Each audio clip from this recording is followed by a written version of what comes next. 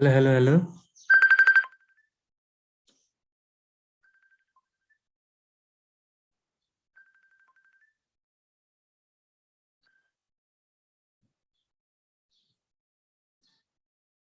के फोन नगरिदिनु होला है। कसले फोन गर्नुहुन्छ?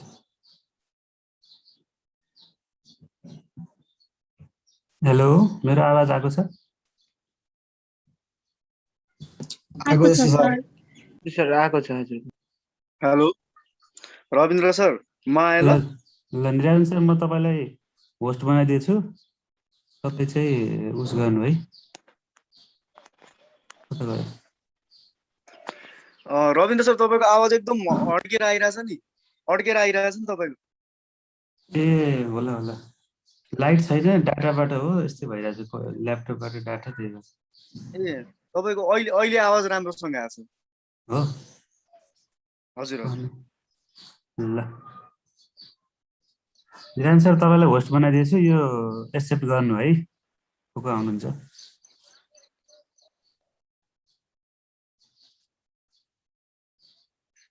सर यो सुन्नु न, यो मलाई चलाउन खासै आउँदैन नि, अनि यो के अरे एडमिट मात्रै गर्ने हो मैले चाहिँ।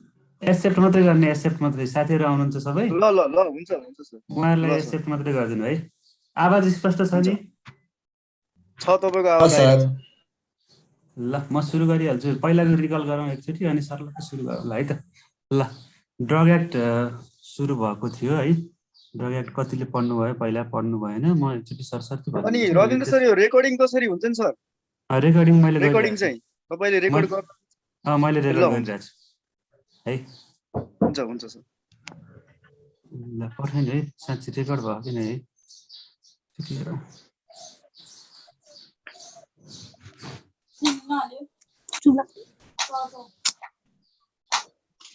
रेकर्ड भइरहेछ है। कस्तो छ बन्द म्युट गरिदिनु है। सुरु 45 जना एकछिन पर्खौँ सर है। होइन होइन, सुरु गरौँ। अगाडिको रिकल हुने बेलासम्म आउनुहुन्छ है, टाइम पनि छैन। ड्रग एक्ट भनेको चाहिँ औषधि ऐन भयो के अरे। हाम्रो यो औषधिमा हुने सम्पूर्ण कार्यहरूलाई व्यवस्थापन गर्न बनाएको ऐन हो। ड्रग एक्ट चाहिँ 35 सालमा हाम्रो नेपाल ग्याजेटमा आएको हो, 2035 कार्तिक 8 गते। त्यो चाहिँ याद गर्नु होला है। अब एमेन्डिङ भनेको चाहिँ अब फर्स्ट एमेन्डमेन्ट र सेकेन्ड एमेन्डमेन्ट मात्रै आइसकेको छ। थर्ड एमेन्डमेन्ट भएको कुरा हो, तर खासै हामीले पब्लिस गरेको र हामीले पाएको छैनौँ। तपाईँले सम्झिने बेलामा फर्स्ट एमेन्डमेन्ट 10 वर्षपछि र सेकेन्ड एमेन्डमेन्ट चाहिँ तपाईँको 12 वर्षपछि भएको सम्झिनु है। प्रिएम्बलमा चाहिँ हाम्रो यही क्लिनिकल ट्रायलको कुरा छैन, अरू भनेको लगभग सबै छ है प्रिएम्बलमा। अब यो चाहिँ सेक्सन 40 वटा, च्याप्टर 7 वटा, यो सबैले जानिसक्नु भएको होला। अब प्रिएम्बलमा चाहिँ क्लिनिकल ट्रायल छैन। अब फर्स्ट सेक्सनमा चाहिँ सब टाइटलहरू छ, सेकेन्डमा डेफिनेसनहरू छ है। अनि त्यसपछि थर्डमा चाहिँ ड्रग कन्सल्टेटिभ काउन्सिल र फोर्थमा ड्रग एडभाइसरी कमिटी छ है। डिसिसी पहिला आउँछ है, डिसिसी थर्डमा, त्यसपछि डिएसी चाहिँ फोर्थमा है। त्यस्तै गरी फिफ्थमा छ हाम्रो डिपार्टमेन्ट अफ ड्रग एडमिनिस्ट्रेसन, डिडिए, र सिक्समा चाहिँ एनएमएल है, एनएमएल। त्यस्तै गरी सेक्सन 7मा रिकमेन्डेसन लेटर हामीले लिनुपर्ने ड्रग इन्डस्ट्री इस्टाब्लिस गर्न। त्यस्तै गरी 8मा प्रोडक्ट लाइसेन्स दिनुपर्ने, 8को कमा चाहिँ प्रोडक्टहरू सम्पूर्ण ड्रगहरूलाई रजिस्टर गर्नुपर्ने, 9मा चाहिँ इम्पोर्ट एक्सपोर्टको लागि चाहिँ रिकमेन्डेसन लेटर लिनुपर्ने भनेर छ है। 10मा आएर चाहिँ तपाईँले फर्म दर्ता, सब दर्ता, पसल दर्ता, रिटेल सब दर्ता गर्न सक्नुहुन्छ है। 10को कमा चाहिँ हामीले जुन अगाडि 8को अनुसार हामीले जुन प्रोडक्टहरू रजिस्टर गराएका थियौँ त्यो रजिस्टर्ड प्रोडक्टहरू मात्रै हामीले बेच्न मिल्छ। त्यसै गरी 11मा चाहिँ भ्यालिडिटी पिरियडको बारेमा छ, र 12मा आएर चाहिँ हाम्रो यो ड्रगहरू चाहिँ क्वालिटी, स्ट्यान्डर्ड क्वालिटीको हुनुपर्छ भनेको छ है। त्यस्तै गरी अब आयो 13मा चाहिँ म्यानुफ्याक्चर, सेल, डिस्ट्रिब्युसन, प्रिस्क्राइब स्ट्यान्डर्डको ड्रग छैन भने चाहिँ त्यो manufacture, sale, distribution, export, import, storage, administration केही गर्न पाइँदैन है। त्यस्तै गरी 14मा चाहिँ return of the drug to the जसले बनाएको हो त्यसलाई रिटर्न गर्ने है। 15मा चाहिँ यो क्षतिपूर्ति दिने छ। 16मा चाहिँ लेटर अफ ग्यारेन्टी चाहिँ डिपार्टमेन्टमा सबमिट गर्नुपर्ने भन्ने छ। 17मा चाहिँ क्याटेगोराइजेसन अफ ड्रग छ है। 18मा चाहिँ मिसयुज र एब्युज अफ ड्रग छ। 19मा चाहिँ false or misleading advertisement of the drug छ है। ल मैले केही एमसिक्यूहरू राखेको छु, यो चाहिँ कन्फ्युजिङहरू मात्रै राखेको छु है। किन भन्दा अरू त सबै एमसिक्यूहरू बुकहरूमा तपाईँहरूले पाइहाल्नुहुन्छ होइन। बुकमा कन्फ्युजिङ एमसिक्युजहरू मैले राखेको छु, तपाईँहरू एक्टिभली पार्टिसिपेट गरेर एन्सर दिनु होला है। फर्स्टमा चाहिँ हाम्रो ड्रग एक्टको कुन सेक्सनमा चाहिँ false and misleading information relating to drug हामीले दिन पाइँदैन भनेर सेक्सन कतिमा छ? 19 19 मा छ। 18 हो सर। 19 यसको एन्सर चाहिँ 19 हो है। भर्खर मैले पढाएको पनि कस्तो 18 भन्नुभएको, तपाईँले बिर्सिनु भयो त, मैले नपढाएको 19 मै छ नि, हेर्नु त, prohibition of false and misleading advertisement of the drug है। ल अब क्वेसन नम्बर 2 हेर्नु है। Pharmacy shop registration license under the schedule, कुन सेड्युल अनुसार फार्मेसी सप रजिस्ट्रेसन? ल अरू पनि भन्नुहोस्। 10 ल 10 आएको छ है एन्सर। ल 10 आउनेलाई मैले गलत हो भन्छु है। तपाईँले यो ध्यान दिनु भएन है, सेड्युल भनेछ है। मैले तपाईँलाई 10 मा किन आउँछ भनेको त्यो सेक्सन मैले पढाएको हो। 7 मा हुन्छ। सेड्युल मैले पढाइसकेको छैन है। यहाँ हेर्नुहोस् है, मैले येल्लोले मार्किङ गरिदिएको छु।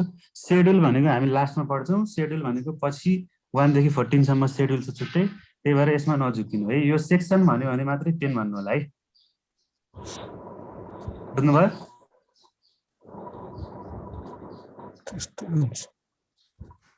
यो चाहिँ सेड्युल यहाँ छ।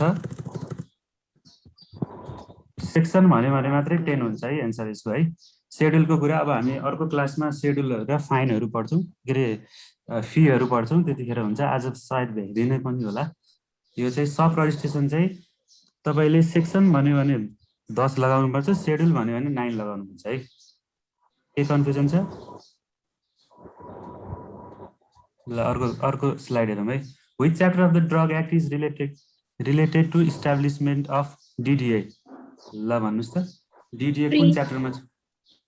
कुन च्याप्टरमा छ? 3 मा छ है। च्याप्टर 3 च्याप्टर 3 छ है। क्वेसन हेर्दाखेरि नझुक्किनु होला है। यहाँ हेर्नुहोस् है, यो चाहिँ च्याप्टर छ, यहाँ यो च्याप्टर छ, यहाँ चाहिँ सेक्सन छ। हेर्नु है, सेक्सन र च्याप्टर एकचोटि क्वेसन राम्रोसँग हेरेर मात्रै तपाईँले लगाउनु होला है। च्याप्टर सेक्सन छ है। अर्को स्लाइडमा जान्छौँ हामी। सेक्सन भन्यो भने चाहिँ कति लगाउनुहुन्छ? Which section of Drug Act 2035 is related to quality? 5 DDA चाहिँ 5 मा है। सेक्सन भन्यो भने 5, च्याप्टर भन्यो भने 3 है। Chapter 3 ल नेक्स्ट स्लाइड है तपाईको। ल हेर्नु है, Which chapter of Drug Act 2035 is related to quality standard of drugs है। क्वालिटी स्ट्यान्डर्ड चाहिँ कुन च्याप्टरमा छ? Chapter 5 okay, Chapter 5.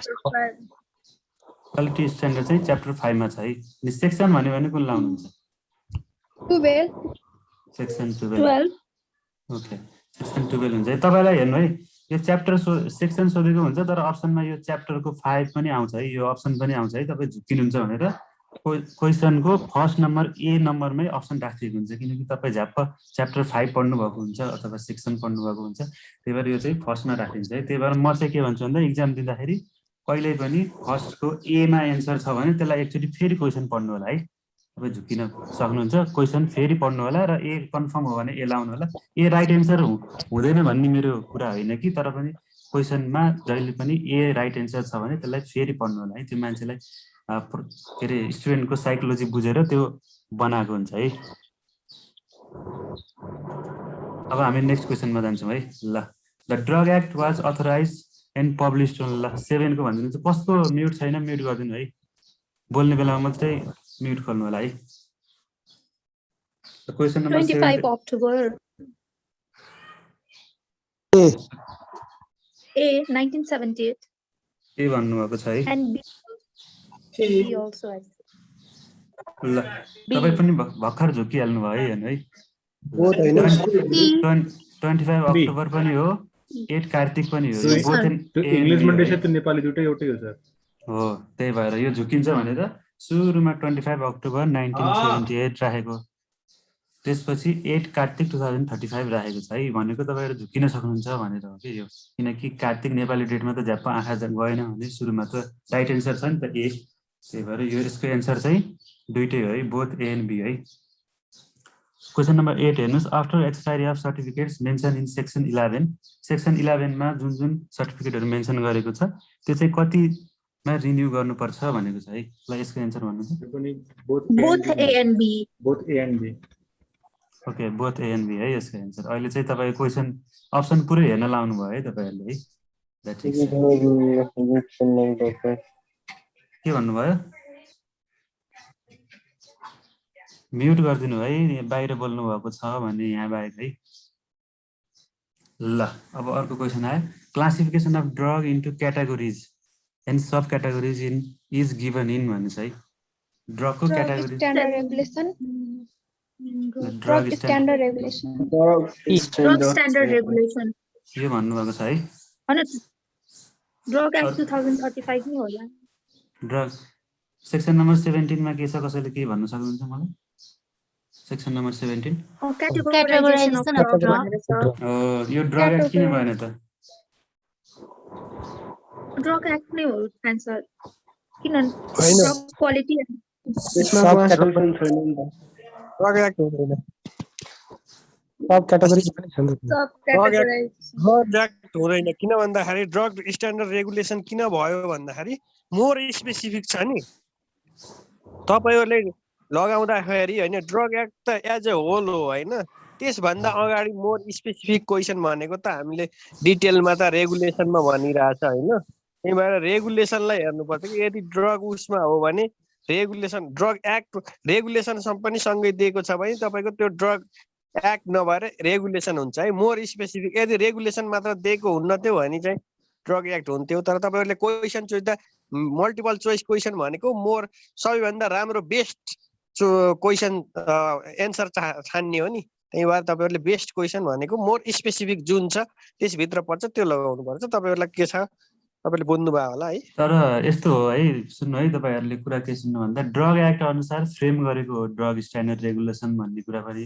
तर यो क्वेसनै कन्फ्युजिङ छ कि कुनै कुनै अथरहरूले चाहिँ ड्रग एक्ट लगाउनु भएको छ, तर हामी चाहिँ यो मोर स्पेसिफिकमै जान्छौँ है। किनकि ड्रग स्ट्यान्डर्ड रेगुलेसनमा बकाइदा सेक्सन, ड्रग स्ट्यान्डर्ड रेगुलेसनको सेक्सन 4 मा बकाइदासँग यो ड्रग यहाँ पर्छ भनेर हामीलाई क्याटेगोरीमा राखेको छ। त्यही भएर हामीले चाहिँ यो स्पेसिफिक तरिकाले ड्रग स्ट्यान्डर्ड रेगुलेसन जान्छौँ है। ल यसमा चाहिँ डाउट नहुनु है, ड्रग स्ट्यान्डर्ड रेगुलेसन है यसको। ल अब 9 को एन्सर भन्नु त, classification of drugs into categories and subcategories. ल ड्रग एक्ट छैन यसमा भने पनि drug standard regulation drug standard regulation यो हुन्छ है। ल के भयो, नेक्स्ट स्लाइड छ, recommendation letter to be obtain to establish drug industry is given in भनेछ है। यसमा पनि सेम अहिलेको जस्तै। प्रवीणजी यो ड्र नगरिदिनु है यो स्लाइडमा। प्रवीण, रिकमेन्डेसन लेटर है रेजिस्ट्रेसन रेगुलेसन हो। यसमा चाहिँ हामी फेरि बी, यो चाहिँ अघिकै मोर स्पेसिफिक तरिकाले बीमा जान्छौँ है, ड्रग स्ट्यान्डर्ड रेगुलेसन। त्यसपछि यसमा आयो भने चाहिँ फेरि ड्रग रेजिस्ट्रेसन रेगुलेसन है। ल त्यही गरौँ है। अब यो तपाईको recommendation letter to be obtain to establish drug industry in drug act कतिमा छ भन्यो भने चाहिँ फेरि त्यसैमा जानुपर्छ है। ल अब च्याप्टर 6 सुरु गर्दैछौँ, इन्क्वायरी एन्ड इन्स्पेक्सन। कसैलाई केही कन्फ्युजन छ भने सोधिहाल्नुहोस्, होइन भने च्याप्टर 6 सुरु गरौँ है। च्याप्टर 6 सेक्सन 20 बाट हामी सुरु गर्छौँ।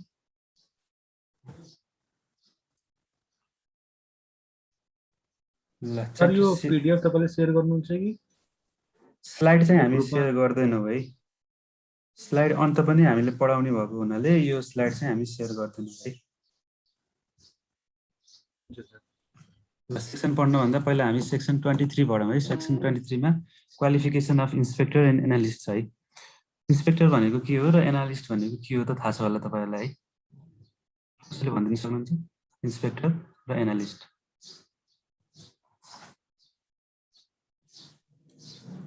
एनालिस्ट भनेको चाहिँ ग्रेजुएसन इन फार्मेसी इन्स्पेक्टर।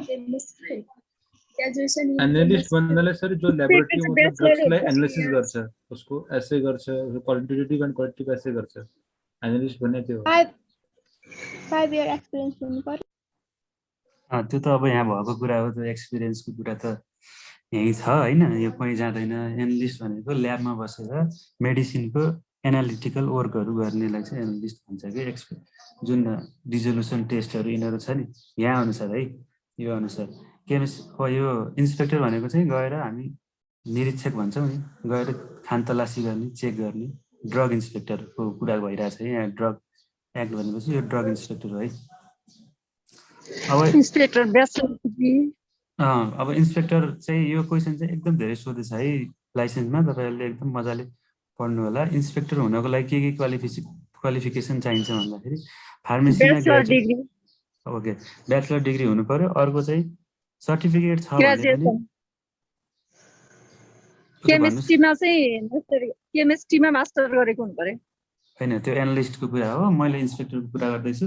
इन्सपेक्टरको चाहिँ दुईटा मात्रै क्वालिफिकेसन छ है। इन्सपेक्टर हुन 5 year चाहिँ pharmacy related experience diploma in हो। ल मलाई बोल्न दिनु है। अब ग्रेजुएट इन फार्मेसी हुनु पर्यो र त्यस्तै गरी PCL सर्टिफिकेट इन फार्मेसी चाहिँ भएर चाहिँ अथवा इक्विभ्यालेन्ट जुन इन्डियातिर पनि पढेर आउनु मिल्छ, त्यो इक्विभ्यालेन्ट भएर 5 इयर्सको एक्सपिरियन्स हुनु पर्यो है। मेडिसिन क्षेत्रमै हुनु पर्यो एक्सपिरियन्स चाहिँ, ड्रगमा हुनु पर्यो। र अर्को छ एनालिस्टको चाहिँ क्वालिफिकेसन। यो 5 इयर एक्सपिरियन्स चाहिँ मतलब एनालिस्टमा हुनु पर्यो, कस्तोमा हुनु पर्यो एक्सपिरियन्स? होइन, इन्सपेक्टर भनेपछि ड्रग रिलेटेड काममा हुनु पर्यो है, मेडिसिनको काममा हुनु पर्यो एक्सपिरियन्स। भनेपछि मार्केटिङवाला मार्केटिङ गरेको त 5 इयर एक्सपिरियन्स भए पनि पुग्छ? मार्केटिङलाई खासै बन्दैन है। यो सर्टिफिकेट फार्मेसी भइसकेपछि तपाईँले कि हस्पिटलतिर काम गरेको हुनु पर्यो कि कम्युनिटी फार्मेसीतिर गरेको हुनु पर्यो है, त्यतिलाई बुझ्नुहोस् है अहिलेलाई चाहिँ। अनि इन्डस्ट्रीतिर गरेको फेरि भनिदिनु न एकचोटि हजुरले नै। इन्सपेक्टरको लागि चाहिँ तपाईँको क्वालिफिकेसन के हुनु पर्यो भन्दाखेरि ब्याचलर इन फार्मेसी हुनु पर्यो अथवा सर्टिफिकेट लेभल इन फार्मेसी छ भने त्यसमा प्लस 5 इयर्स एक्सपिरियन्स हुनु पर्यो, वर्क एक्सपिरियन्स है।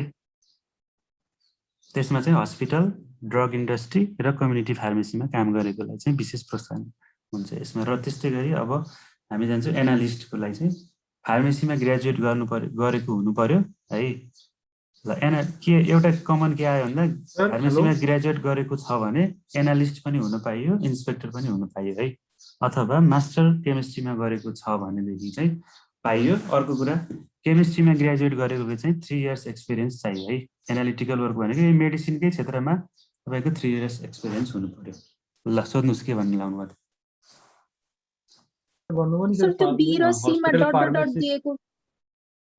यो बी र सीमा चाहिँ पहिला थियो होला, केही थियो होला, तर यो एमेन्डमेन्टले चाहिँ यो हटाइदियो। त्यसैले यो डट डट डट छ, लमा पनि डट डट छ। के थियो भन्ने कुरा हामीलाई पनि थाहा भएन। यो पहिलाको 2035 को एक्टमा थियो, त्यसपछि पछिको एमेन्डमेन्टहरूले हटायो। बी र सीमा केही थियो है, यो यतिकै राखेको। यो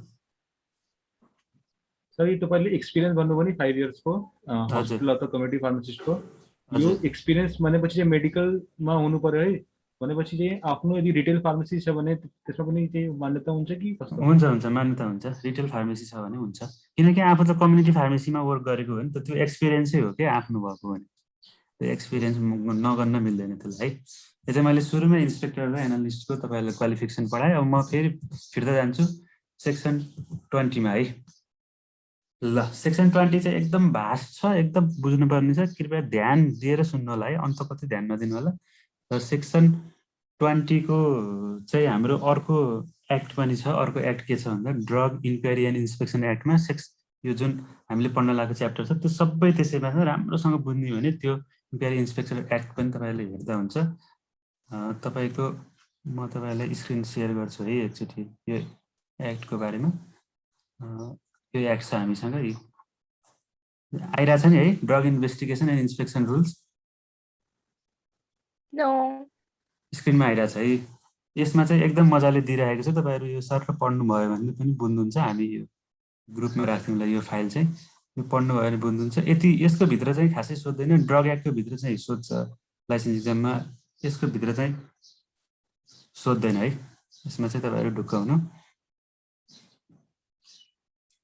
अनि स्लाइडमा जाउँ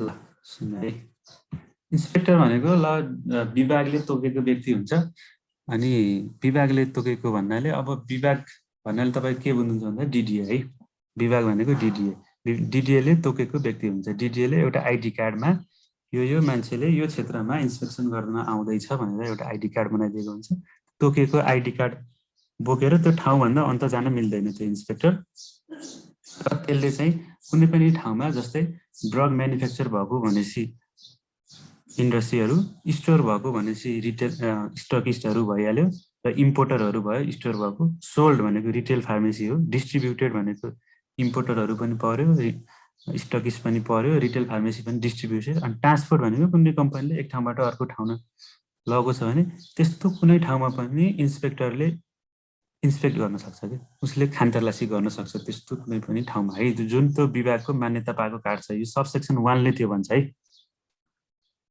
हरेक ठाउँमा जान सक्छ है रिटेल होलसेल इन्डस्ट्री एक्सपोर्ट गर्ने ठाउँ ट्रान्सपोर्ट भइरहेको ठाउँमा उसले खानतलासी गर्न सक्छ जसले डिडिएबाट मान्यता प्राप्त गरेको छ जुन परिचय पत्र छ डिडिएले एउटा परिचय पत्र दिन्छ यसले यो ठाउँमा चाहिँ इन्स्पेक्ट गर्न आउँदैछ भनेर सबसेक्सन 1 ले यो भन्छ बुझ्नु भएको छ नि है खोइ त रेस्पोन्स आएन त कोही बोल्नु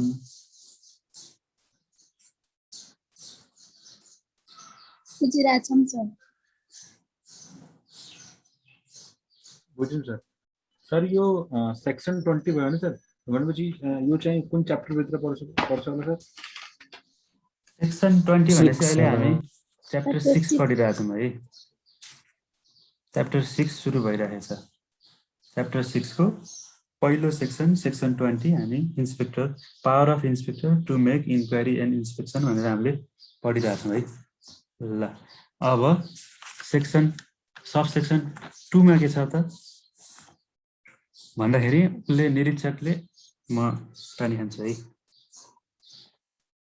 निरीक्षकले चाहिँ तपाईको औषधि असरयुक्त छ अथवा गुणयुक्त छैन जुन स्ट्यान्डर्ड क्वालिटीको छैन भन्ने थाहा पायो भने चाहिँ उसले चाहिँ गएर यसमा चाहिँ के छ भन्दाखेरि बिहान सनराइजदेखि सनसेटसम्म मात्रै खानतलासी गर्न पाउँछ भनेको चाहिँ रातिको समय लेखेको छैन है त्यो समयभित्र चाहिँ उसले गएर त्यहाँ खानतलासी गर्नुपर्छ है ल सपोज जस्तै तपाईँ कुनै एकजना व्यक्तिले रजिस्टर नगरेको ड्रग्सहरू चाहिँ बेचिराख्नु भएको छ भनेदेखि ल तपाईँ XYZ फार्मेसीमा डिडिएले तपाईँलाई कुनै एकजना मान्छेलाई इन्स्पेक्टर बनाएर पठायो ल मलाई इन्स्पेक्टर बनाएर पठायो भने म XYZ फार्मेसीमा गएँ भने मैले त्यहाँको अनरसँग म इन्स्पेक्ट गर्छु भनेर हामीले चाहिँ एउटा त्यसलाई के भन्छ स्वीकृति औषधि धनी अथवा उसको प्रतिनिधिसँग हामीले स्वीकृति लिनुपर्छ है यसै गएर डाइरेक्ट म गएर खानतलासी गर्न पाइन्न स्वीकृति लिइसकेपछि मात्रै आफ्नो प्रोसिड्युरहरू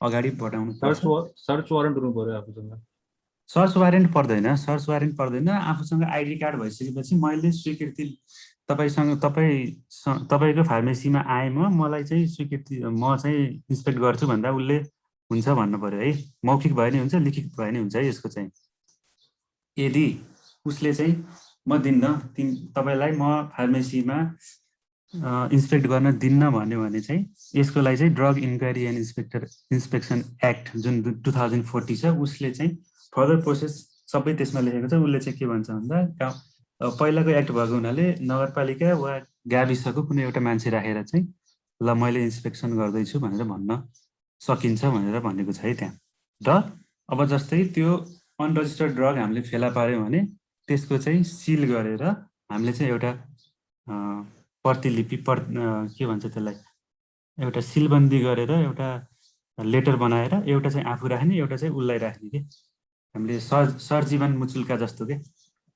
बुझ्नुहुन्छ नि सरजीवन मुचुल्का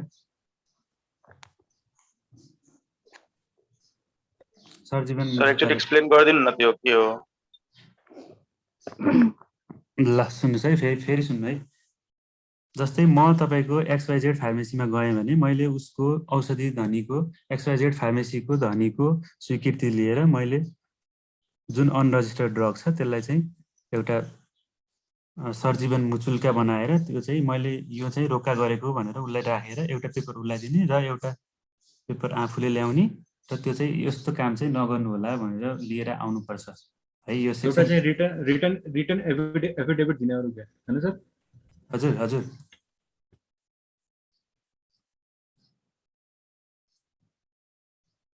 के भन्नुभयो?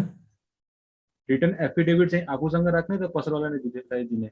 एउटा दिने भरपाई लिएर एउटा चाहिँ औषधि धनीलाई जिम्मा लगाउने, अर्को चाहिँ निरीक्षक जो छ उसले चाहिँ लिएर आउने है। आवाज सुनिरहेछ नि मेरो है? आइरहेछ सर, तपाईँको आवाज क्लियर आइरहेछ रविन्द्र सर। ल अब हामी सुरु गर्नुहोस्। अर्को सेक्सनमा जान्छौँ है। सब सेक्सन 3 मा चाहिँ के भनेको छ भन्दाखेरि चाहिँ निरीक्षकले चाहिँ खानतलासी गरेर औषधि रोक्का राखेको जुन प्रतिवेदन छ त्यो चाहिँ हामीले डिपार्टमेन्ट अफ ड्रग एडमिनिस्ट्रेसनको हेड हुनुहुन्छ, हेड अफ द डिपार्टमेन्ट, उहाँलाई चाहिँ 3 दिनभित्र एउटा प्रतिवेदन बनाएर पेश गर्नुपर्छ भनेर सब सेक्सन 3 मा भनेको छ। त्यस्तै गरी सब सेक्सन 4 मा चाहिँ के भनिएको छ भन्दाखेरि जुन औषधि हामीले लिएर आएको हो असरयुक्त छ, गुणयुक्त छैन भन्ने, स्ट्यान्डर्ड क्वालिटीको छैन भन्ने, त्यो चाहिँ हामीले परीक्षण गर्न पठाउनु पर्छ र परीक्षण गरेर पठाइसकेपछि त्यस्तो थाहा पायो भनेदेखि औषधि व्यवस्था विभागको हेड अफ द डिपार्टमेन्ट जुन हुनुहुन्छ व्यवस्थापक, उहाँले चाहिँ त्यो रिकमेन्डेसन लेटर, प्रोडक्ट लाइसेन्स र अरू कुन कुन छन् जुन यो एक्ट अनुसार दिएको छ तिनीहरूलाई चाहिँ रद्द गर्न सक्ने पनि व्यवस्था छ है उहाँको। उहाँले रद्द गर्न सक्नुहुन्छ अथवा सस्पेन्ड गर्न सक्नुहुन्छ है उहाँको। सबसेक्सन 4 को क मा के भनेको छ भन्दा कसको म्युट गरिदिनु न है, डिस्टर्ब आयो। निरञ्जनजी म्युट गरिदिनु न, कसको साउन्ड आइरहेछ।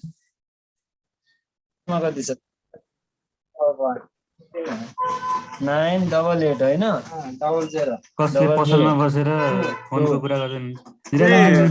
रविन्द्र सर, मैले बिचमा मेरो काम परेर मैले सबिन सरलाई होस्ट बनाइदिएको थिएँ। म सबिन सरलाई भन्छु ल। सबिन सर, यो बाहिरको जुन बाहिर माइक आवाज छ नि अरूको बन्द गरिदिनु त।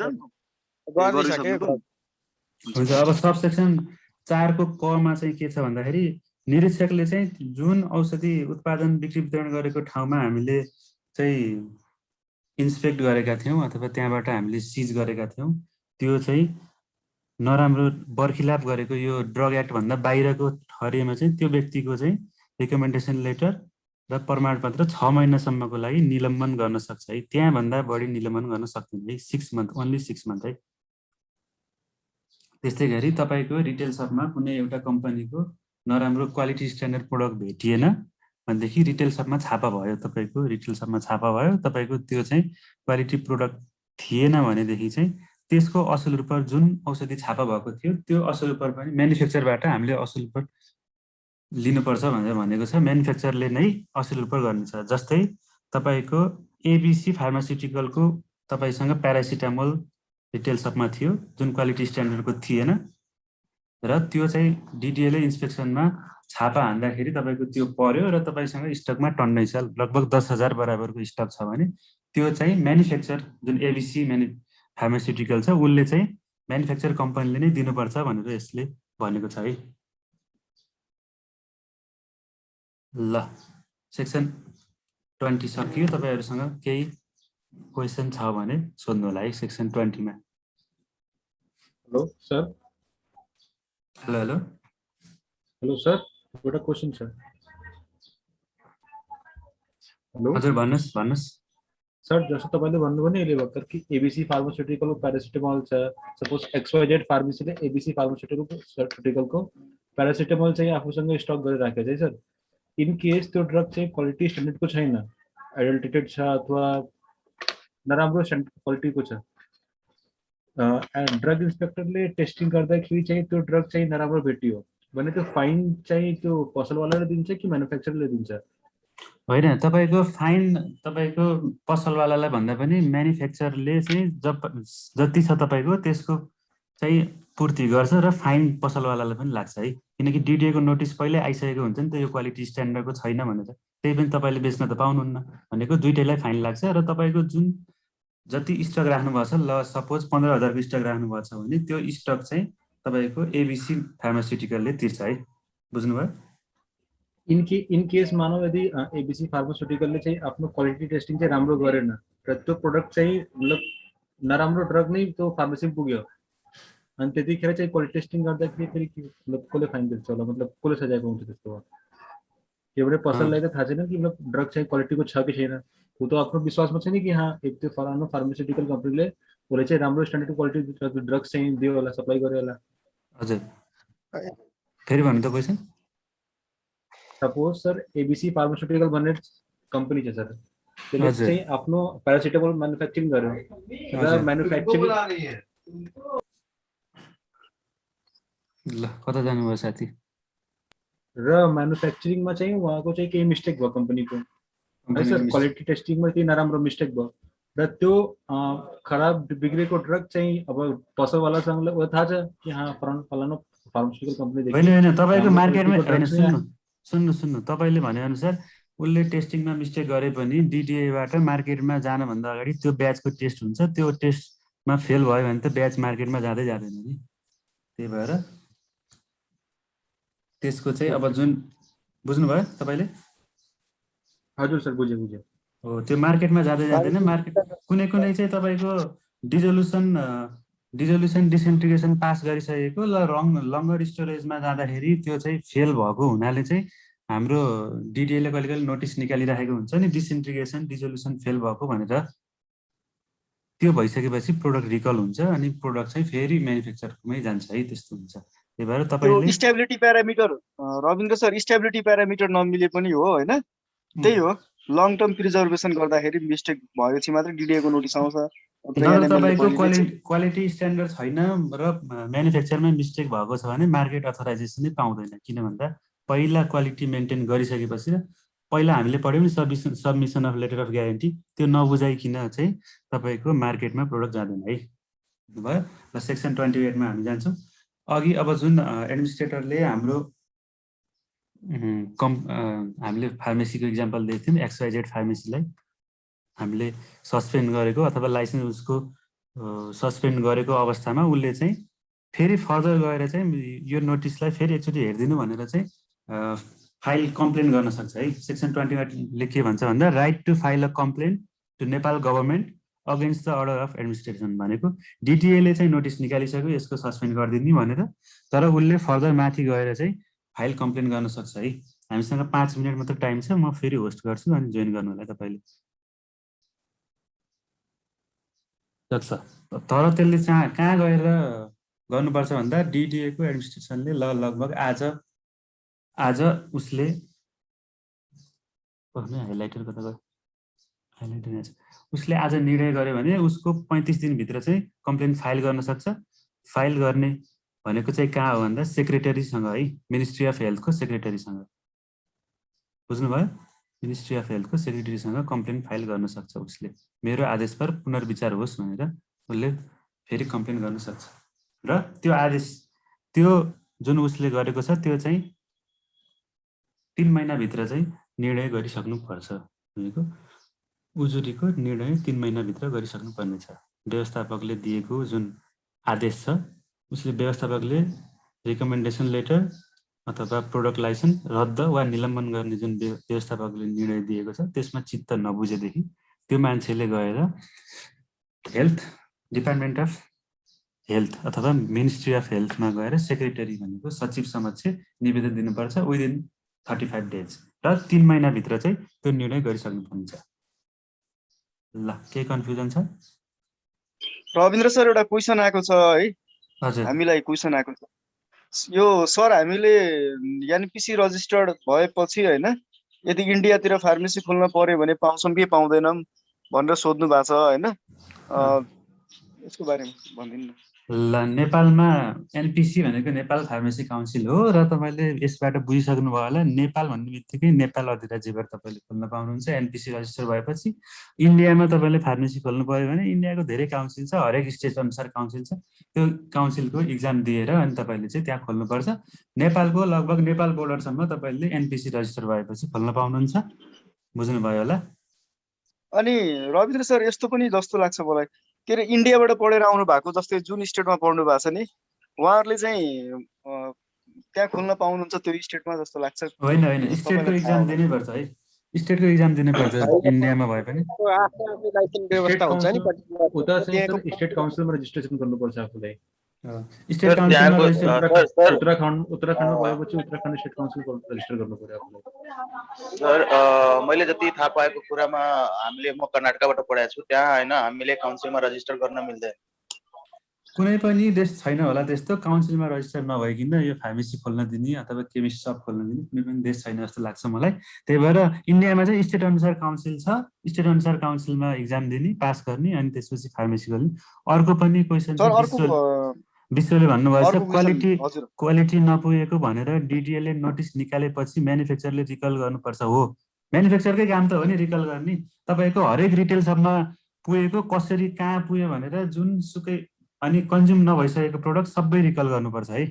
यो चाहिँ क्वालिटी नपुगेको डिडिएले नोटिस निकालेपछि। नत्र भने तपाईँले इन्डस्ट्रीमा कति साथीहरू काम गर्दै हुनु होला अथवा गर्नु होला क्वालिटी कन्ट्रोल बजारमा गइसकेको प्रोडक्टको पनि क्वालिटी कन्ट्रोल टेस्टहरू भइरहेको छ है इन्डस्ट्रीमा पनि।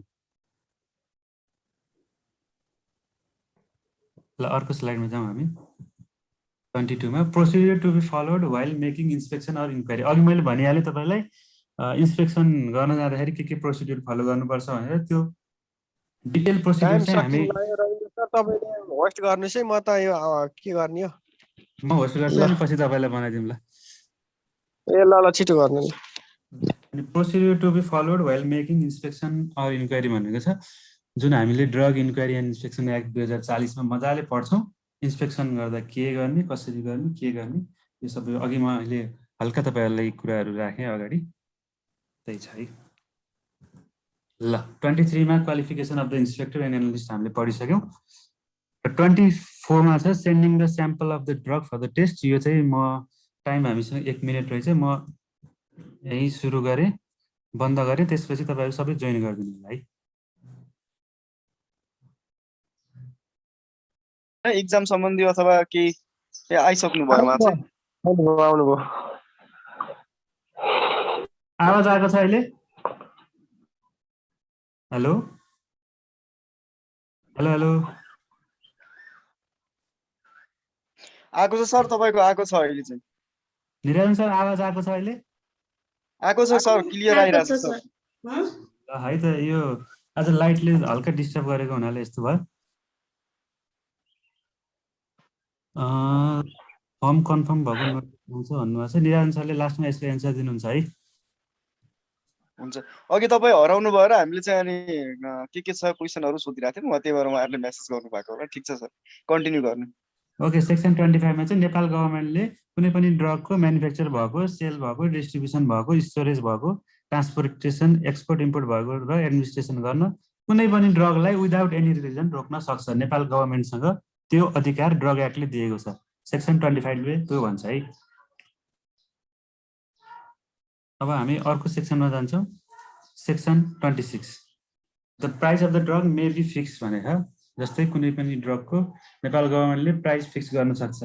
तपाईँहरूलाई थाहा होला ड्रगहरूको प्राइस फिक्स छ कुनै कुनै ड्रगको। जस्तै त्यसको इक्जाम्पल कुनै कुनै दिन्छु म। एजिथ्रोमाइसिन RS30 छ उसको ड्रगको पेन्टोप्राजोलको छ। अरू कुन कुन छ? एन्टिकोल ट्याब्लेटहरु हो। राइनेक्स साइनेक्स पारासिटामोल हजुर। ल यो चाहिँ एकदम इम्पोर्टेन्ट क्वेसन हो है। नेपाल फार्मेसी काउन्सिलको एक्जाममा धेरैचोटि आइसकेको क्वेसन हो। प्राइस फिक्स चाहिँ कुन एक्ट सेक्सन कति ड्रग एक्टको कुन सेक्सनले भनेको छ भनेर सोधेको हुन्छ। सेक्सन 26 ले भनेको छ है। सेक्सन 27 मा चाहिँ प्रेस्क्रिप्सनको प्रोभिजन अफ प्रेस्क्रिप्सन यो पनि सोधिरहेको क्वेसन हो। प्रेस्क्रिप्सनको व्यवस्था चाहिँ सेक्सन 27 मा छ। प्रेस्क्रिप्सन दिने सम्बन्धी तोकिएको चिकित्सक जुन नेसनल मेडिसिन काउन्सिल 2020 मा रजिस्टर गरेको हुन्छ उनीहरूको प्रेस्क्रिप्सन सम्बन्धी व्यवस्था, प्रेस्क्रिप्सन दिने सम्बन्धी व्यवस्था र स्वास्थ्यकर्मीले दफा 17 बमोजिम वितरण गर्ने व्यवस्था चाहिँ यहाँ दिएको छ। त्यही भएर प्रोभिजन अफ प्रेस्क्रिप्सन भन्यो भने सेक्सन 27 लाई लाउनु होला। सेक्सन 28 ले के भन्छ भन्दाखेरि ल साथीहरू अझै आउँदै हुनुहुन्छ। राजनजी तपाईलाई होस्ट बनाइदिनु पर्यो भनेको ल मै एक्सेप्ट गर्दिए है ठिक छ हुन्छ सर होस्ट बनाइदिँदा हुन्छ म अहिले फ्री छु कता हुनुहुन्छ तपाई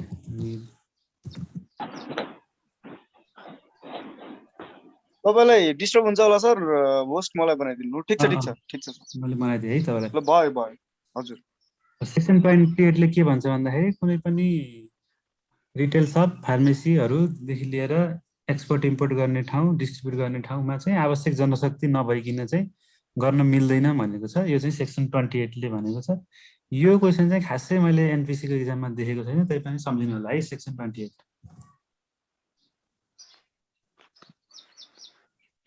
र सेक्सन 29 मा के छ भन्दा prohibition in alteration of drug and sale of altered drug भनेको पर्सन कुनै पनि व्यक्तिले चाहिँ औषधिको प्रभाव शून्य हुने घटी हुने बदलिने हानि गर्ने त्यस्तो ड्रगहरु छ भने चाहिँ त्यो मिसावट के औषधिमा कुनै पनि मिसावट गर्न वा मिसावट गरेको हो भन्नेको जानी चाहिँ त्यो औषधि चाहिँ बिक्री वितरण गर्नु हुँदैन भनेर सेक्सन 29 ले भनेको छ सेक्सन 29 ले के भनेको छ फेरि एकचोटी भन्छु prohibition in alteration of drug and sale of altered drug भनेको अल्टरेसन भनेको मिसावट गर्ने जुन मिसावटले गर्दा औषधिको प्रभाव घट्दै जाने त्यस्तो छ भने त्यो जानी त्यस्तो गर्न नहुने र गरेको छ भने पनि त्यस्तो बेच्न नहुने भनेर सेक्सन 29 ले भनेको छ अब हामी जान्दै छौं सेक्सन 30 मा सेक्सन 30 मा चाहिँ डेट एक्सपायर्ड ड्रग को चाहिँ बेच्न अथवा डिस्ट्रिब्युसन गर्न नहुने prohibition on sale or distribution of date expired drug ल भनेपछि त औषधिमा डेट कतिको आउँछ जस्तै कुनै प्यारासिटामल छ भने उसमा डेट कतिको आउँछ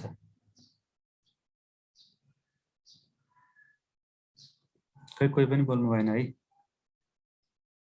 2 years 36 months सम्म पनि ठिक छ सर त्यो त डोजेज फर्ममा बेस्ड हुन्छ डिपेन्ड गर्छ कति डोजेज फर्म को बेसिसमा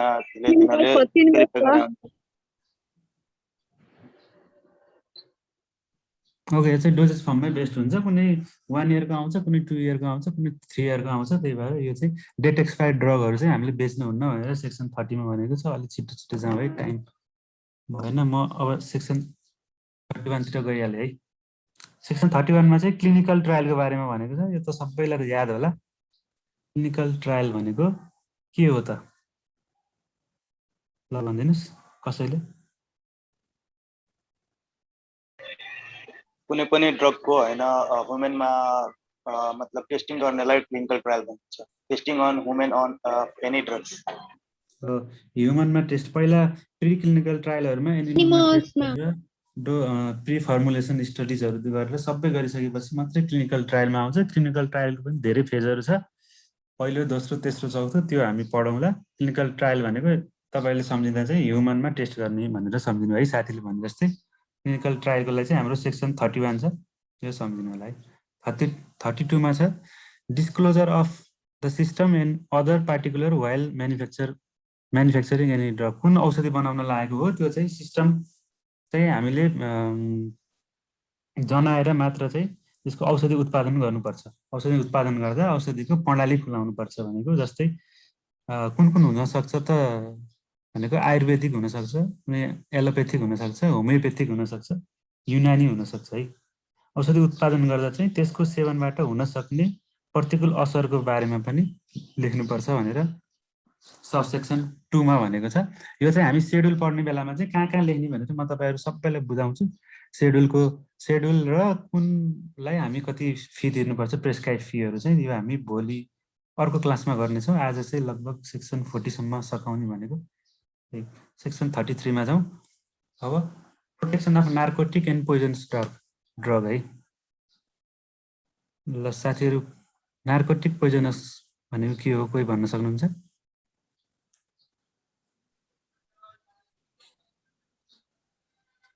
नार्कोटिक्स भनेको त्यो ह्याबिट फर्मिङ ड्रग्स जस्तै ओपियम भइहाल्यो मोर्फिन हेरोइन प्रिस्क्रिप्सन बिना चाहिँ दिन जसले सिडेसन र हेलुसिनेसन गर्छ प्रिस्क्रिप्सन हेरेर मात्र दिन पर्ने नार्कोटिक ओके हो रेकर्ड राख्नु पर्छ रेकर्ड अनि राख्नुपर्छ ग्रुप को मा पर्छ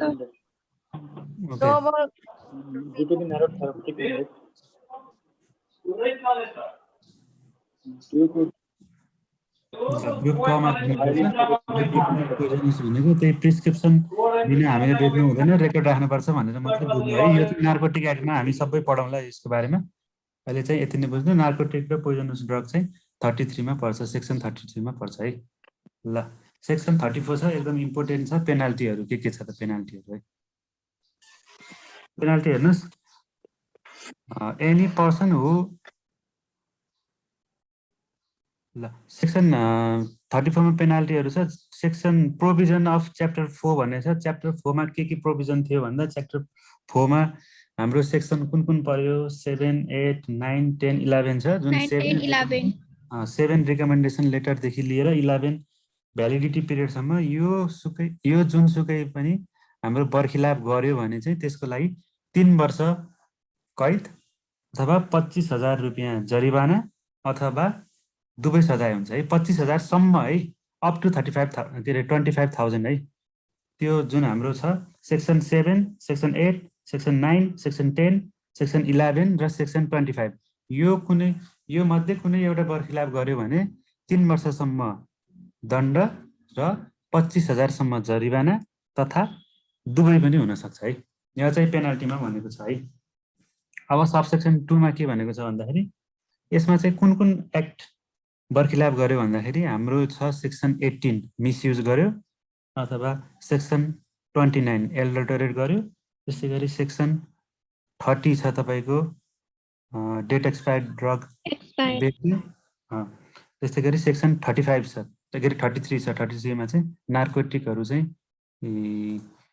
को चाहिँ मिसयुज गर्यो अथवा चाहिँ रेकर्ड राखेन अथवा के यो नार्कोटिकको जुन 33 छ यो चाहिँ बर्खिलाप गर्यो भने चाहिँ कुन सजाय हुन्छ त भन्दाखेरि एउटा चाहिँ के छ भन्दाखेरि चाहिँ यहाँ पनि सब सेक्सनहरू छ त्यसको पनि अझै सेक्सनहरू छ ज्यानलाई खतरा पुग्ने सम्भावना भएमा अथवा risk of possibility of risk of life भयो भने चाहिँ जन्म कैद वा 10 वर्षसम्म कैद हुन्छ अथवा फाइन हुन्छ है फाइनको कुरा चाहिँ अर्को सेक्सनमा छ फाइन हुन्छ त्यस्तै गरी कुनै पनि एउटा अर्गन चाहिँ निरञ्जन सर फेरि मलाई तपाईले होस्ट बनाइदिनु भएको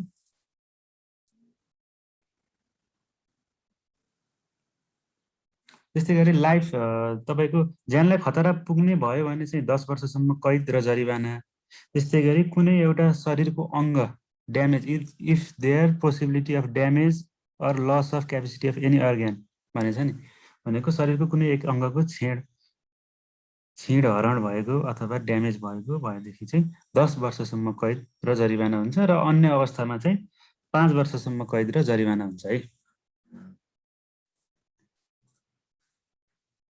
त्यस्तै गरी सेक्सन 3 मा चाहिँ के भनेको छ भन्दाखेरि यो नियम अन्तर्गत बनेका अन्य कुनै नियमलाई बर्खिलाप गरेमा यो जुन अगाडि हामीले मेन्सन गरेको भन्दा अरु नियमहरू चाहिँ बर्खिलाप भएमा चाहिँ 1 वर्षसम्म कैद र 5,000 सम्म जरिवाना अथवा बोझ हुन्छ है यो चाहिँ अब 35 सालमा आएको नियम हो त्यतिखेर चाहिँ धेरै थियो होला है अहिले त खासै केही धेरै जस्तो लाग्दैन यो फाइनहरू यो पनि अब तेस्रो संशोधनले हाम्रो एमेन्ड गर्यो होला भन्ने हामी आशा गरौँ तेस्रो संशोधन अझै हामीले पाएका छैनौँ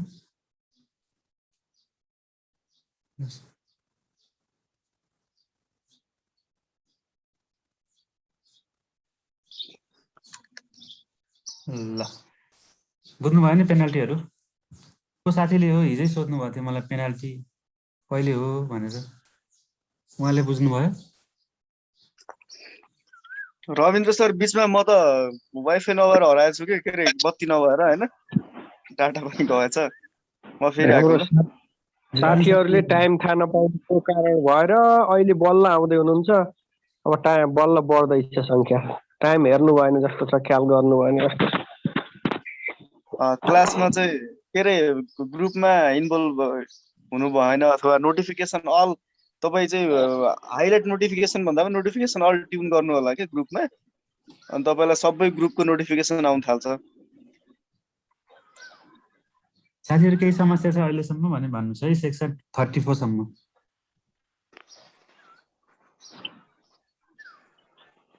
छैन सर त्यस्तो ल च्याटमा भन्नुभएको छ क्लास कति बजे हो र भन्नुभएको छ। तपाईँले हेर्नुपर्ने थियो क्लास आज 5 बजेबाट हो, मैले 6 बजेसम्म पढाउने भनेको। तपाईँले हेर्नुपर्ने थियो। को हुनुहुन्छ? पुष्पा भण्डारीज्यू, उषा भण्डारीज्यू, क्लास हेरिदिनु होला है। आज क्लास रेकर्डेड आउँछ, त्यही रेकर्ड छ, नाच्दिनु होला। र ड्रग एक्टलाई चाहिँ तपाईँले पानी पार्नु भयो भने तपाईँ आँखा चिम्लेर लाइसेन्स इक्जाम दिन गए हुन्छ है, केही फरक पर्दैन। ड्रग एक्टबाट तपाईँको क्वेसन आउँछ, 5 देखि 7 वटा आउँछ, धेरै जसो 5 वटा क्वेसन आइरहेको हुन्छ। ड्रग एक्ट मात्रै पढे पनि 5 वटा क्वेसन मिल्छ। बाँकी भनेको अब डिप्लोमाको लागि 45 वटा क्वेसन, 50मा 5 वटा मिलिसकेपछि त 45मा त मिल्छ होला नि आधा, हैन? के भन्नुहुन्छ? अलिअलि तपाईहरुलाई कन्फिडेन्स आउँदै गइरहेछ कि के भइरहेछ लाइसेन्स एक्जामको? भन्नुस् है। आउँदैछ सर। ल ठीक छ, त्यसो भए यो चाहिँ हामीलाई एकदम खुसीको खबर हो। ल अब सेक्सन 35 मा सुरु गरौँ। जरिवानाको उपल्लो हद भनेको छ यो नेपालीमा चाहिँ म्याक्सिमम। ओहो, मेरो यो स्लाइड फुल गर्दाखेरि देखिएन, यसलाई म एकचोटि। सबसेक्सन 1 मा के भनेको छ भन्दाखेरि चाहिँ जुन हामी 34 को सेक्सन 2 मा हामीले ज्यानलाई खतरा पुग्ने सम्भावना भएको अथवा अङ्ग क्षति भएको अथवा अन्य अवस्था भनेर पढेका थियौँ, त्यसमा चाहिँ जुन फाइन थियो त्यो चाहिँ बिगो बराबरको अप टु 1 लाखसम्मको हुन्छ है। यो चाहिँ सबसेक्सन 1 ले भनेको छ। सबसेक्सन 2 ले के भनेको छ भन्दा उसले यदि फाइन तिर्न सकेन भने कति उसलाई कैद जरिवाना गराउने हो, त्यो चाहिँ अब स्क्रिन शेयर भएको छैन भन्नुभएको छ। स्क्रिन शेयर भएको छैन र? भएको छ सर, भएको छ। अनि रविन्द्र सर भएको छ। ल ल, त्यसपछि यो चाहिँ अब फाइन 1 लाखसम्म भइसकेपछि चाहिँ तपाईको जरिवाना नतोकेमा सबसेक्सन 2 ले चाहिँ के भन्छ भन्दा जरिवाना नतिरेमा कति कैद हो भनेर चाहिँ त्यो अधिकारी मुद्दा हेर्नुहुन्छ अधिकारी, उहाँले चाहिँ त्यो कैद चाहिँ उहाँले तोक्नुहुन्छ है यदि फाइन तिर्न सकेन भने है। अब यो 5 लाख फाइन, 1 लाख फाइन भनेको त 35 सालमा त निकै नै धेरै थियो, त्यही भएर यस्तो गरेको हो। तर यो फाइनहरू चाहिँ संशोधन गर्नुपर्ने एकदम जरुरी देखेको छु मैले। अब 1 लाख फाइन भनेको रमेश घिमिरेजी स्लाइडमा नकरिदिनु है। अब सबसेक्सन 3 ले चाहिँ के भन्छ भन्दाखेरि चाहिँ अब जन्मकैदको जसले जन्मकैदको सजाय पाइसकेको छ भने उसले फाइन तिरेन भने पनि उसको फेरि एडिसनल हुँदैन भनेको। जन्मकैद भनेको जहिले पनि कैद हो, जन्मकैद भनेपछि उसको एडिसनल हुँदैन, जन्मकैदै भयो। ल अब 36 मा आयो, right to register the patent of the drug भन्छ है। म्युट गरिदिनु है, कस्तो हो? औषधिको प्याटेन्ट राइट दर्ता गर्ने अधिकार दिन्छ भनेको, प्याटेन्ट राइट भनेको चाहिँ एउटा लिगल राइट हो। इन्भेन्टरहरूलाई चाहिँ गभर्मेन्टले दिएको इन्भेन्टरको लिगल राइट हो। जस्तै प्याटेन्टको कुरामा तपाईले बुझ्नुस्, इन्डियामा चाहिँ फार्मास्युटिकल प्रोडक्टहरुमा सायदै प्याटेन्ट छैन होला जस्तो लाग्छ मलाई। अरूमा चाहिँ युएस एफडीए ले युएस तिर चाहिँ प्याटेन्ट दिन्छ। म्याक्सिमम भनेको 20 वर्षको प्याटेन्ट राइट पाइन्छ। 20 वर्षपछि तपाईले रिन्यू गर्नु पर्दैन। नेपालमा चाहिँ प्याटेन्ट राइट चाहिँ पहिला 7 वर्ष छ, 7 वर्षपछि प्याटेन्ट राइट चाहिँ थप्दै थप्दै जान्छ है। 7+7+7 हुन्छ। 21 इयर्ससम्म चाहिँ हामीले प्याटेन्ट राइट दर्ता गर्न सक्छौँ। औषधि मात्र होइन, कुनै पनि तपाईको इन्टेलेक्चुअल प्रोपर्टीहरू सबैको चाहिँ तपाईले प्याटेन्ट राइट दर्ता गर्न सक्नुहुन्छ है। जस्तै तपाईले अस्ति भर्खर थाहा पाउनु भयो होला, जुन जुनमा आएको थियो, जुन 2020 मा फाइजरको एक्सिटिनिब भन्ने ड्रग आएको थियो, एन्टी क्यान्सर ड्रग। तपाईहरु कतिले याद गर्नुभयो? त्यसको चाहिँ प्याटेन्ट भ्याइएर चाहिँ अब चाहिँ जेनेरिकमा गएको हो भन्छ।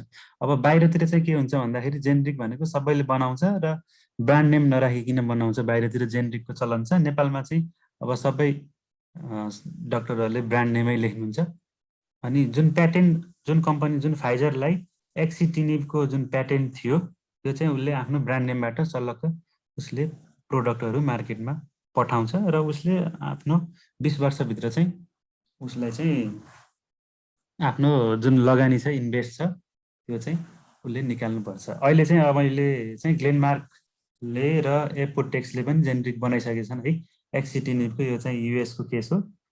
इन्डियामा चाहिँ नेपालको लागि रविन्द्रजी भन्नुहोस्, त्यो अब नेपालको लागि यो पुवर कन्ट्री भयो, साउथ एसियन कन्ट्रीहरूमा पुवर कन्ट्रीमा पर्ने भएको हुनाले डब्लुएचओले पेटेन्ट राइट चाहिँ लाग्दैन भन्ने कुरा छ है। नेपालको हकमा चाहिँ बाहिरको यो हाम्रो गरिब राष्ट्र मध्ये पर्ने भएको हुनाले सहुलियत दिएको छ है यो कुरामा।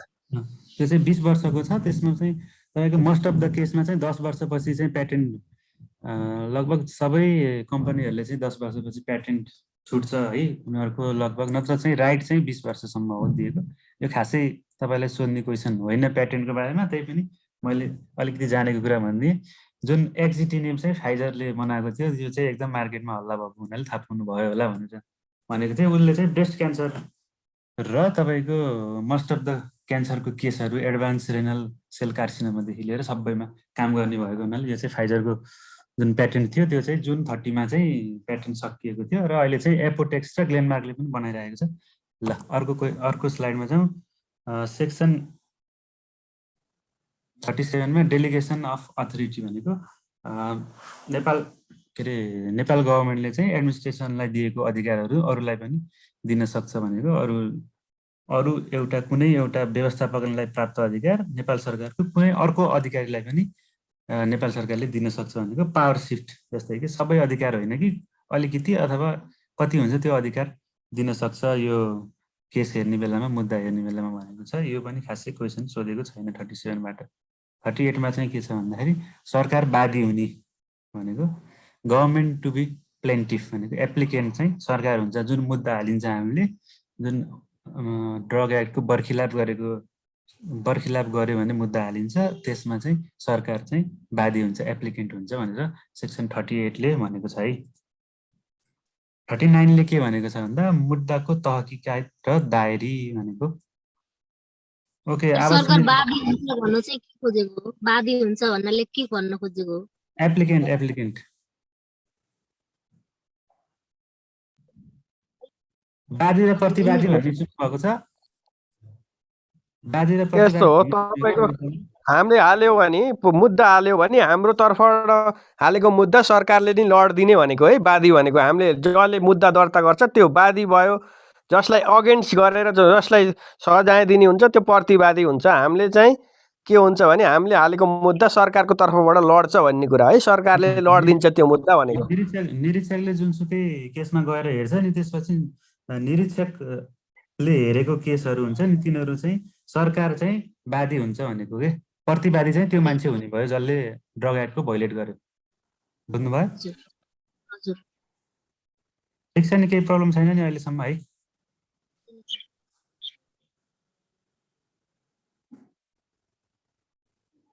निरञ्जन सर वेटिङमा हुनुहुन्छ, एक्सेप्ट गरिदिनु न।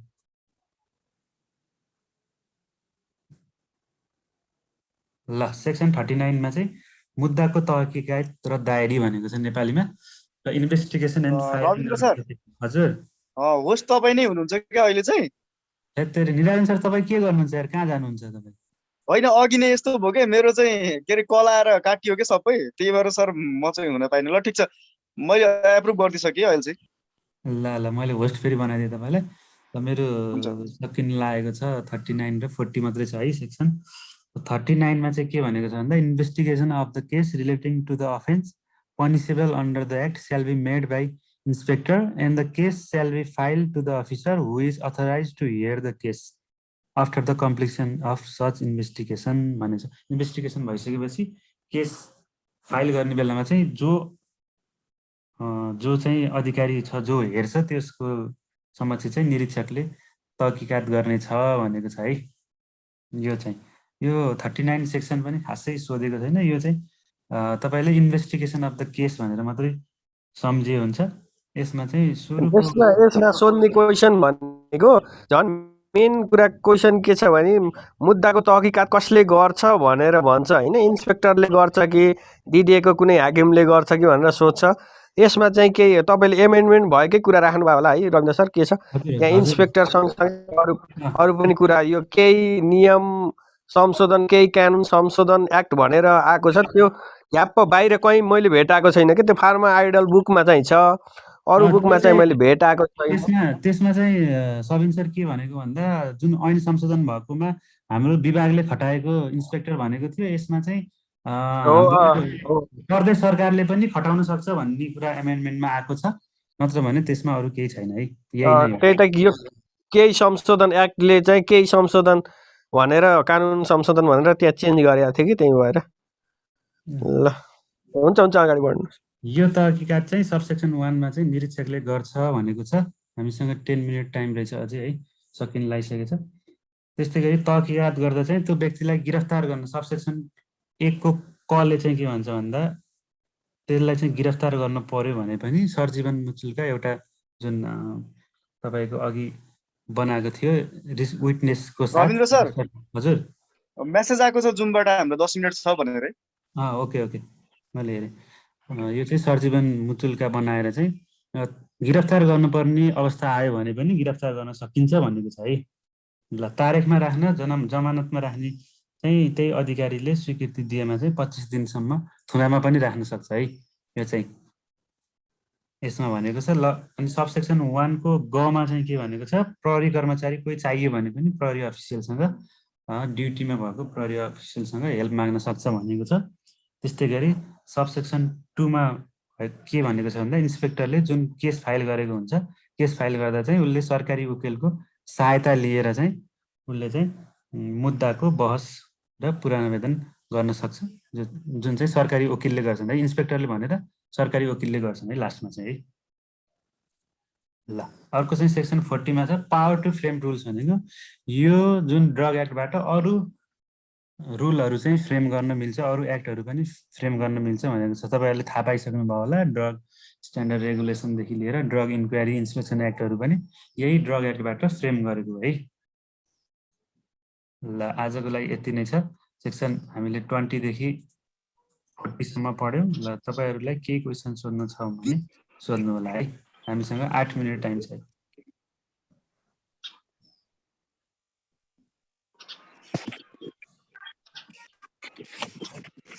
सर यो सेक्सन 26 मा औषधिको मूल्य निर्धारण गर्न सक्ने भनेको छ नि।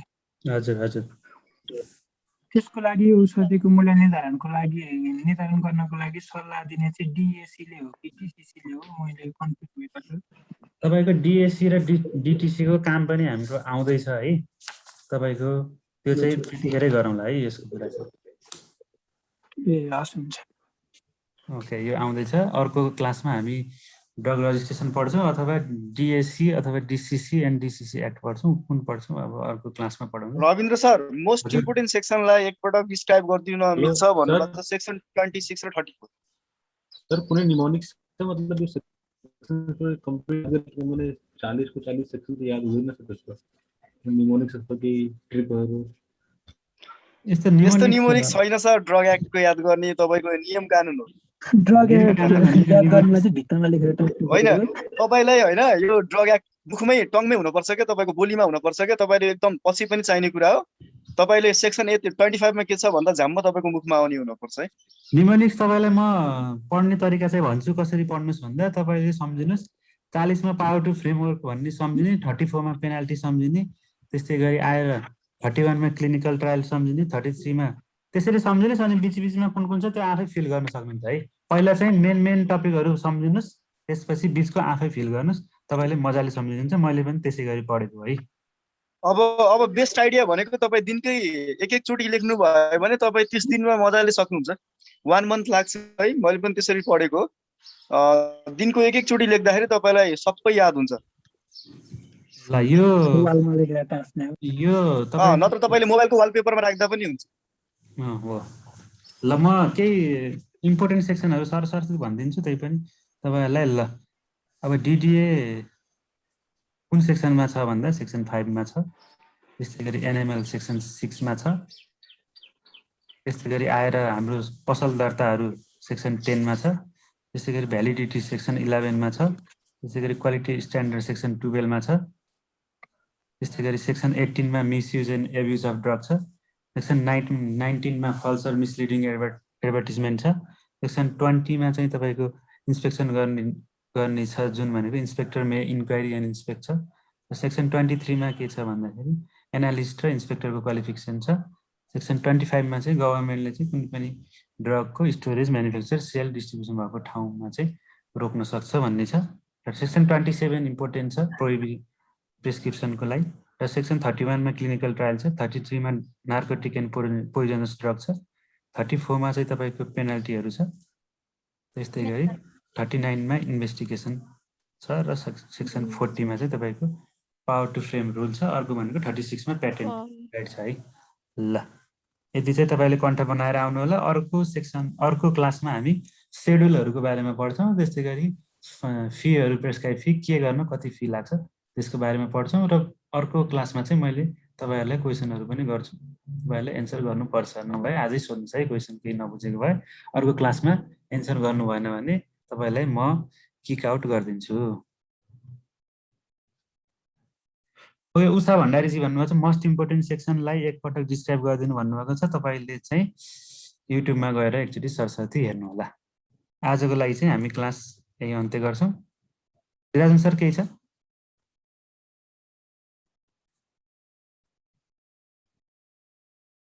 निराजन